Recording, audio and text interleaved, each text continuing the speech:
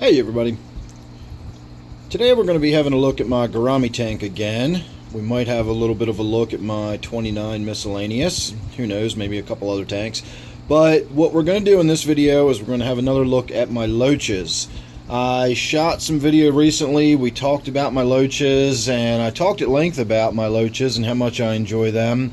And one of the things that I completely failed to mention about my Loaches, or Loaches in general, is one of the significant things about Loaches, and that is their capacity for devouring snails. They are actually specialized snail eaters. Those little spikes I talked about that stick off the side of their face, their little subocular spines is what they're called.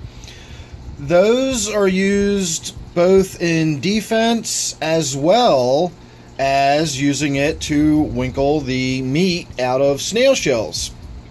Now, I've heard people dispute that, and I've heard other people say they've witnessed it. I've not witnessed it, but I've read many places that that is what those are used for, and I've read, again, take it with a grain of salt, it's just people's accounts saying they've witnessed it, but I have heard people say they've witnessed them using those little subocular spines to pull the meat out of the inside of a snail shell. So today what we're going to do is, I was just over the big chain pet store. I brought home some stuff for one of my quarantine tanks, and they were really slow today because it's about nothing degrees again and it's snowy out. So while they had some downtime, I suggested they collect up some of their snails for me. Now, some of these have already gone in Butterbean's tank. Some have already gone in my 29-gallon miscellaneous tank here. I have 5 zebra loaches, or if you prefer, striated bodia, and I dumped a bunch of snails in this tank already. So for this tank, I wanted to actually show you, these are just regular old pond snails. There might be a few ram's horn in here, but these are definitely nuisance snails. If I can ever get this one to let go of the bottom there. These are definitely nuisance snails, not the kind people would want in their aquarium.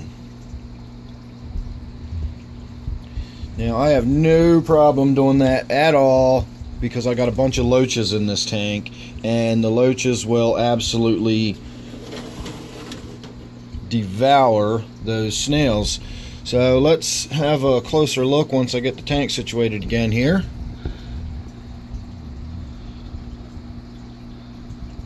I can see a couple of the smaller skunk loaches swimming around. I don't know if me being in front of the tank is distracting them. I don't know if they simply are not aware that there's loach or snails in the tank yet. But if we don't get to see any actual loach eating snail action, then at least you will have seen me. Here we go, maybe, yes.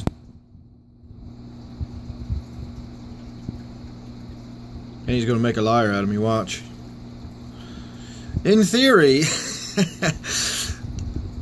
Loaches love snails. So in this particular case, don't know why he checked them out and then just swam away like that.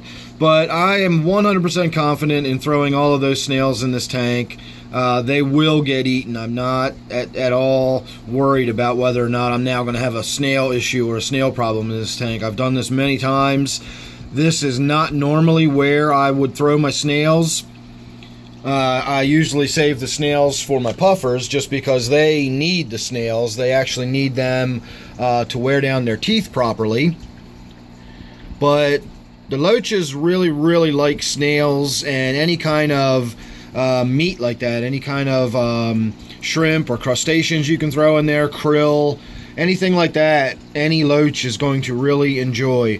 So this tank probably got about half the amount of Loaches or snails thrown in there as we just threw in the other tank. But this is also a lot smaller tank. This is only a 29. But I threw at least a dozen snails in here too. So apparently we are not going to get to see any actual predation behavior, which is I kind of was hoping for. We got a little bit of a look at my striped Raphael sticking his face out for a moment. And we got a little bit of a look at a few of the loaches swimming around, so at least you know what loaches look like. So I'm going to go ahead and wrap it up. Apparently we're not going to get what I was hoping to see.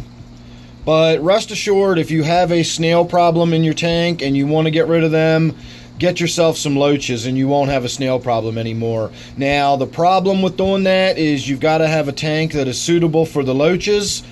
So it's got to be big enough to house a group of at least 5 or 6 of them. Not all fish that are said to be schooling fish really need to be kept in schools. For example, a skirt tetra is not going to die if you only keep 1 or 2 skirt tetras in your tank. Neon tetras, Corydoras, you know, all these are the same way. While it might be ideal to have them in a group, it's not really going to be a big issue if you don't. Loaches, in my experience, as well as a lot of other people's experience, you will have issues if you do not keep loaches in a group. You'll have health issues, you'll have feeding issues, you'll have aggression issues. So you definitely need enough of a tank. You're going to be able to house a group of whatever loach you decide on. And there's plenty out there that it stays fairly small. These skunk loaches are full grown. You know, these little tan and black ones that you see from time to time darting around. This Angelicus loach here is pretty much full grown. So there's several species that stay small enough that even in something like a 29-gallon tank, this tank has 5 of the zebra loaches, and they've been in there for years and years, and I don't think they're going to get much bigger. This tank's kind of dark. It's got a lot of plant cover going on right now, so you can see those little fast-moving things darting in and out of the shadows. That's my loaches down there. So a 29-gallon tank is capable of holding, you know, a school of 5 of them without much issue. So if you have a tank that's suitable for loaches and you've got a snail issue, get yourself some loaches and you won't have a snail issue anymore. So I'm going to go ahead and wrap it up.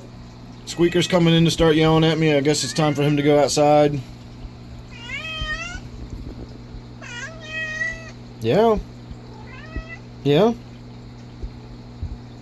Is that all? No, I guess that's not all. Nope, he's back. Yeah.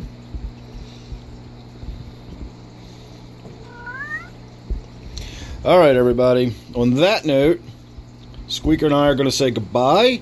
I'm going to ask you to subscribe. That way you will be able to follow along whether or not you see any snail population build up in this tank. If you think I'm just blowing smoke about the way these loaches deal with the snails, I don't know if you can see this one here or not. It's probably not showing up. Right there is a little snail on the glass. So not all of them went to the bottom. A lot of them were floating and are probably going to wind up attached to my floating plants, or possibly the plants over here that get to the surface. And as a result, that will give my loaches stuff to do. It'll be you could call it enrichment. It'll be forage for them. It'll be things to do and things to hunt and root out. And they will. I have no fear whatsoever of a snail outbreak in this tank, or the 29 we just looked at. So, as I was saying, make sure you're subscribed, and you won't miss any of that. You won't miss any of the tanks I got, or any of the videos I got on the tanks coming up. Don't forget, this one is my gourami tank. I'll see you real soon in the next one.